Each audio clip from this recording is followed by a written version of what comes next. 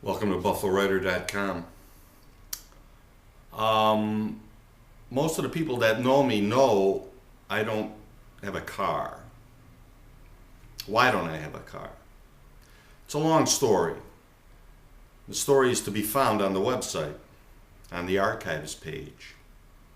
It's called No Car in Los Angeles. So if you haven't read it, check it out. It's one of my favorites. I'm going to read an excerpt from that story. Here we go. No car in Los Angeles. The year was 2004. The car was a 91 Honda with 155,000 miles on it. And the problem was failure to pass the smog check test. Not once, not twice, but 3 times. That left me with 2 options: to buy a new car or to buy another used car. Okay? I went back and forth between the 2 options with zero enthusiasm for either one. And then it was that option number 3 revealed itself: the bus. I had a friend, Paul the painter, who said, "It's not bad. It can be done." Plus, I was a senior. The rate for the monthly pass was $12.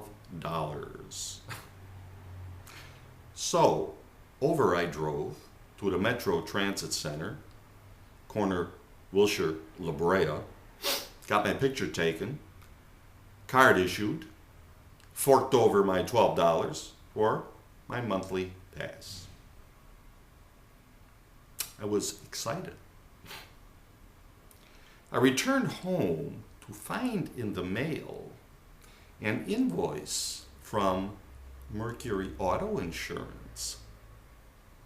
My semi-annual premium was due $475.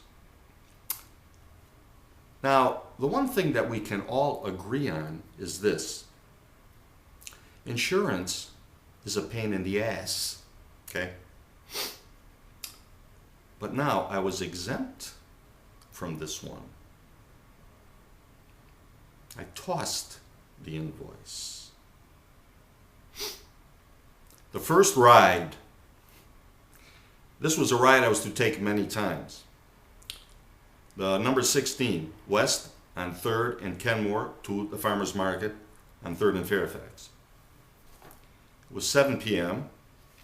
and according to my bus schedule, a 9-minute interval between buses.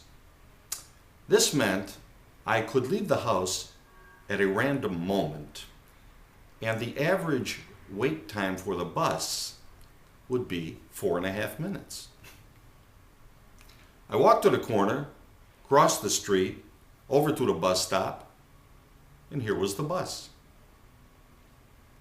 I boarded, flashed my pass, took a seat up front in one of the triples reserved for seniors and disabled. I squeezed myself in between 2 women, and this was my first bus riding thought. Whose ass was it to serve as template for the design of these seats? It was the ass of a 12-year-old boy. Later, I would see women of such size in this department, the ass department, and they would plop down on a double, and one cheek went left, the other cheek to the right, and it was still a tight squeeze. Off we go. I sat observing my fellow passengers. It was a classic Los Angeles mix: Mexicans, Koreans, blacks, Filipinos, Armenians, Cambodians, a Hindu, Samoan, me, Whitey. On with the ride.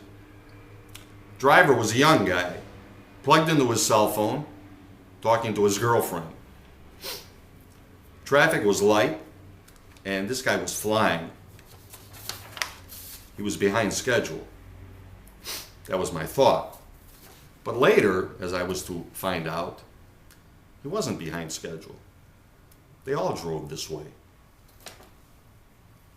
On with the ride. At 3rd and Rossmore, an accident. Your standard Los Angeles head-on. A car heading east on 3rd Street decided to hook a left at the intersection, time this maneuver in such a way to be torpedoed by a car driven at high speed in the opposite direction. The driver of car number 1, the left turn expert, a young woman, was being retrieved from the wreck, bleeding from a head wound.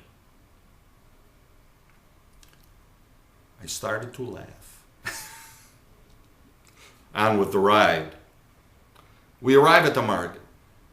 In my car, this was a 9-minute drive. On the bus, 12 minutes. Plus no parking. I had a coffee at the market, farted around over at the mall, the Grove,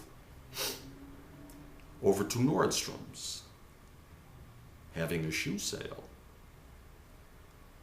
Here was a pair of Allen Edmonds marked down from $240 to $180. Nice. I had this $475 from the non-payment of my auto insurance, burning a hole in my pocket. That's the excerpt, so check it out. And I'll see you in a couple of weeks. Thank you very much.